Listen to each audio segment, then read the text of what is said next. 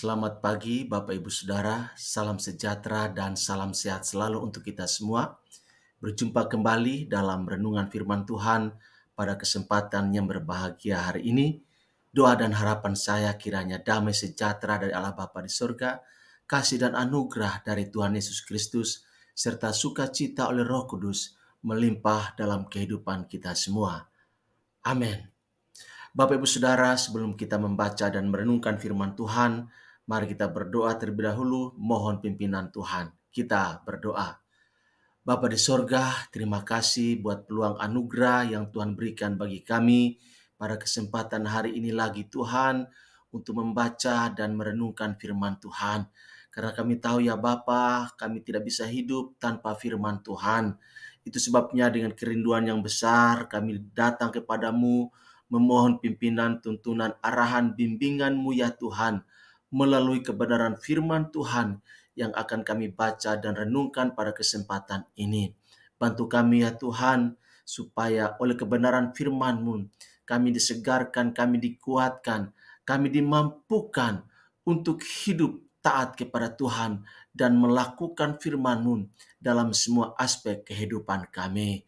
Terima kasih Tuhan, pimpin kami ke dalam kelimpahan berkat firman-Mu, karena kami telah siap untuk menyambut firman-Mu dan berjanji melakukannya dalam kehidupan kami. Di dalam nama Tuhan Yesus, kami berdoa dan bersyukur. Haleluya. Amin.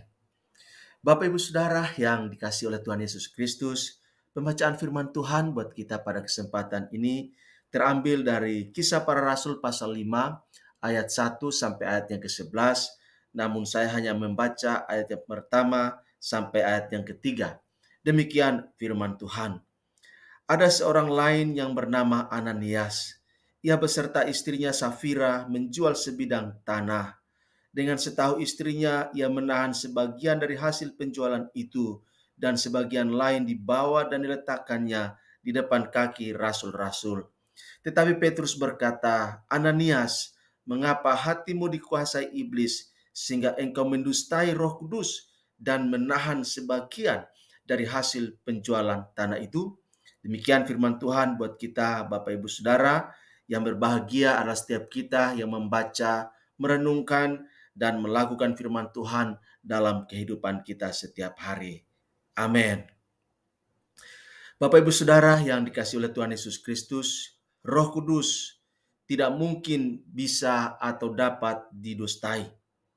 Sebagai pribadi yang tidak bisa terpisahkan dan tidak bisa tercampur dari Trinitas, Roh Kudus sesungguhnya adalah Allah.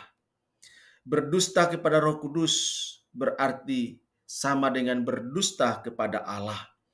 Hal inilah yang menjadi pengajaran penting dari para rasul, supaya dasar kehidupan orang percaya, dasar kehidupan gereja perdana, dasar kehidupan umat Allah yang beriman kepada Kristus Yesus dibangun di atas dasar kebenaran.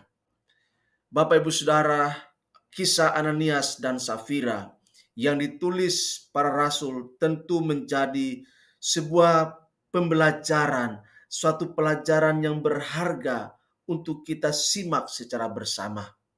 Dusta kepada Roh Kudus adalah jalan kematian, bukan jalan menuju kepada kehidupan yang kekal. Apalagi ketika dusta dikerjakan secara berjemaah. Allah yang kudus jelas tidak akan berkenan atas semua perilaku dusta yang dilakukan secara berjemaah oleh umatnya.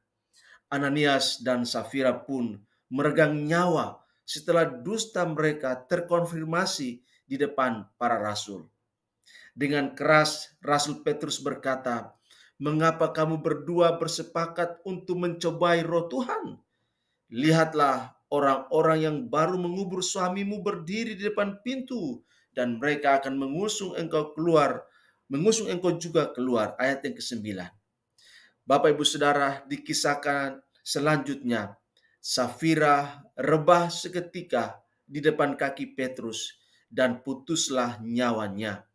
Ia bernasib sama dengan suaminya yang telah mendahului 3 jam sebelumnya. Hal ini tentu sangat mengejutkan banyak orang. Bahkan seluruh jemaat pun ketakutan setelah mengetahui hal tersebut. Bapak Ibu Saudara yang dikasihi oleh Tuhan Yesus Kristus, begitulah akhir atau begitulah ujung dari jalan dusta, yaitu kematian yang mengerikan. Sekarang perenungan bagi kita adalah mengapa Ananias dan Safira memutuskan memilih untuk berdusta.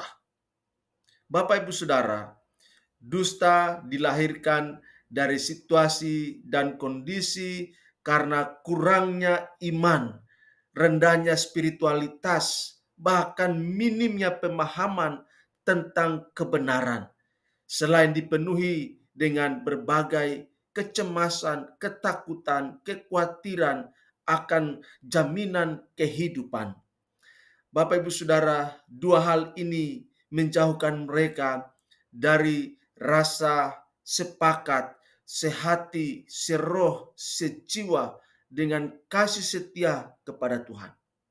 Andai saja Ananias dan Safira tetap sehati, pasti hidup mereka berada dalam topangan kasih setia Tuhan, Sang Maha Pengasih, Sang Pemelihara kehidupan.